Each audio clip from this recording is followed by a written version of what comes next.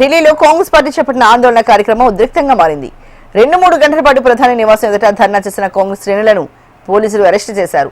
నిన్న cockroach party మద్దతుదారులపై జరిగిన లాఠీ చార్జ్ను తీవ్రంగా ఖండించిన కాంగ్రెస్ నేతలు ఢిల్లీలోని ప్రధాని మోడీ ఇంటి ముందు ధర్నాకు దిగారు. రోడ్డుపై బైఠాయించి కేంద్ర విద్యాశాఖ మంత్రి ధర్మేంద్ర ప్రధాన్ రాజీనామా చేయాలని డిమాండ్ చేశారు. నీట్ పేపర్ లీక్పై స్పందించేందుకు ప్రభుత్వం సిద్ధంగా లేదని ప్రధాని మౌనాన్ని ప్రశ్నిస్తూ ధర్నా చేశారు. ఈ కార్యక్రమంలో ఏఐసీసీ చీఫ్ ఖర్గే, లోక్సభ ప్రతిపక్ష నేత రాహుల్, ప్రియాంక గాంధీ, కేసీ వేణుగోపాల్ పాల్గొన్నారు. అయితే ధర్నా చేస్తున్న నేతలకు సర్ది చెప్పేందుకు కేంద్ర మంత్రి జితేంద్ర సింగ్ రంగంలోకి దిగారు. రాహుల్ గాంధీని ఆందోళన విరమించాలని విజ్ఞప్తి చేశారు. కాంగ్రెస్ నేతలతో చర్చలు జరిపిన జితేంద్ర సింగ్ ముందు 5 డిమాండ్లను ఉంచారు రాహుల్ గాంధీ. నీట్పై చర్చకు డిమాండ్ చేయగా అందుకు జితేంద్ర సింగ్ ఓకే చెప్పారు. ఆ వెంటనే మరో డిమాండ్ తీసుకొచ్చారు రాహుల్. కేంద్ర విద్యాశాఖ మంత్రి ధర్మేంద్ర ప్రధాన్ రాజీనామా చేయాలన్నారు.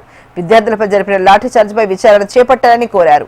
నీట్ పేపర్ లీక్ కారణంగా ఆత్మహత్య చేసుకున్న కుటుంబాలకు ఎక్స్గ్రేషియా అడిగారు. అయితే రాహుల్ డిమాండ్లపై కేంద్రానికి సమాచారం ఇస్తామని జితేంద్ర సింగ్ తెలుపగా కాంగ్రెస్ నేతలు మాత్రం ధర్నాన్ని విరమించేది లేదని భీష్మించి కూర్చున్నారు. దీంతో పోలీసులు వారిని బలవంతంగా అరెస్ట్ చేసి తరలించారు. సోనియా గాంధీ స్వయంగా పోలీస్ స్టేషన్కి వెళ్లారు.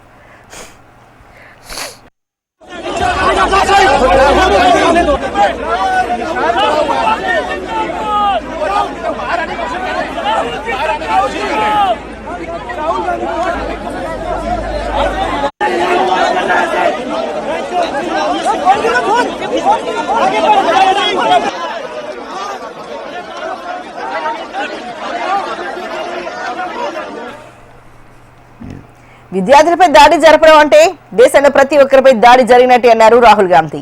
ప్రధాని నివాసం ముందు సీజేపీ కార్యకర్తలపై లాఠీచార్జ్ నిరసనగా ధర్నా చేసిన రాహుల్ కేంద్రం తీరును తప్పుబట్టారు. ప్రధాని మోడీ ఏ విషయాన్ని అయినా సమాధానం చెప్పకుండా, ఎలాంటి పరిణామాలు ఎదుర్కోకుండా తప్పించుకు తిరగడం చూస్తున్నారని విమర్శించారు.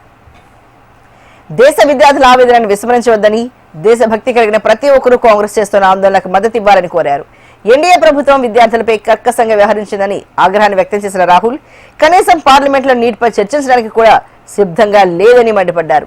ప్రధాని మోడీ, హోంమంత్రి అమిత్ షా రాజీనామా చేయాలని డిమాండ్ చేశారు రాహుల్.